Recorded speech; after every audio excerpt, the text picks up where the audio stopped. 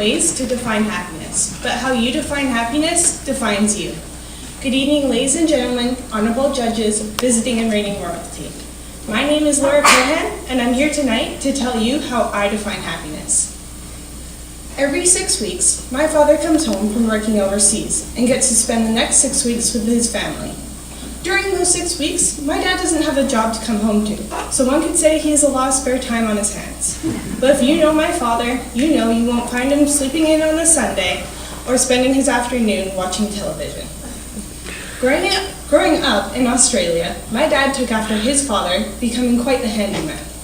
Learning how to repair things by taking them apart and putting them back together, hopefully without a screw missing. My dad went from repairing home appliances around the house to building, restoring, and repairing Harley-Davidsons. With my dad owning his own, one could say my sister and I grew up on the back of the bike. Nowadays, it's a safe haven for me. Warm summer sun on my skin and wind through my hair. One could call it my happy place. But back up a couple years, and it was a completely different story. Being your typical self-centered preteen, I didn't want to be caught dead on the back of my dad's bike, wearing my oversized leather jacket, helmet, and dorky glasses, before my father dropped me off at school in front of all of my friends. After many arguments and ranging from excuses to why I couldn't ride on the back of the bike, such as, "But Dad, it'll ruin my hair," to, "Dad, I feel so sick, I might pass out off the back of the bike. You don't want that happening, do you?" After many embarrassing drop-offs and pickups, I learned to get over it. And somewhere along the way, during the many road trips or nights spent in Daddy's man cave, his passion for bikes passed down to me, along with his saying, "Chrome won't get you home."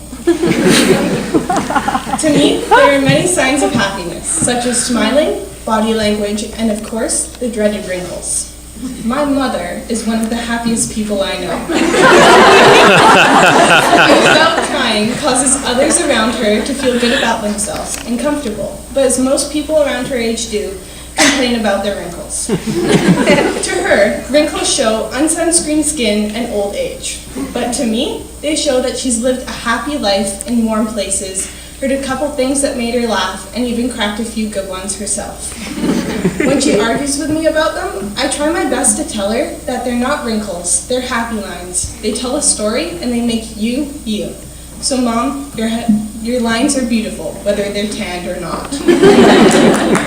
This past spring break, I went on a school trip to Tanzania to help build a dormitory in Arusha. With the trip being a huge success, I learned more than just how to mortar walls or make a good batch of cement. With Africa being a third world country, we saw poverty everywhere, in the streets, at the schools, but the one place that truly was not poor was in the hearts of the children. Working at the site, many of the neighborhood kids came out to help us with the building. With their parents not having enough money to send them to school, they came out to help us, or because they thought it'd be funny to watch a bunch of white kids try and construct a building. On one of the last days at work, I gave a little girl that I got to know quite well my work gloves, and with that small gesture, a huge smile grew on her face, and without warning, she threw her arms around me. And with that small gesture, it amazed me with the little things that they had that made them so happy. It amazed me how they can motor along with so little and yet be so happy. It made me wonder whether the things we find so essential here are really that essential when people across the world are motoring on quite happily without them. According to Wikipedia, happiness is a mental or emotional state of mind characterized by positive or pleasant emotions. According to my mother, it's watching her family take part in something they either love or are passionate about and her being able to witness it. And according to me, it's coming home to a fridge filled with new food. Speaking to the pros, they'll tell you that happiness is a state of mind attainable by anyone. But to me, it's a whole lot more. It's the little things here and there that make life that much easier. A smile here, a laugh there, a pick-me-up when you're feeling down that make it all that much better.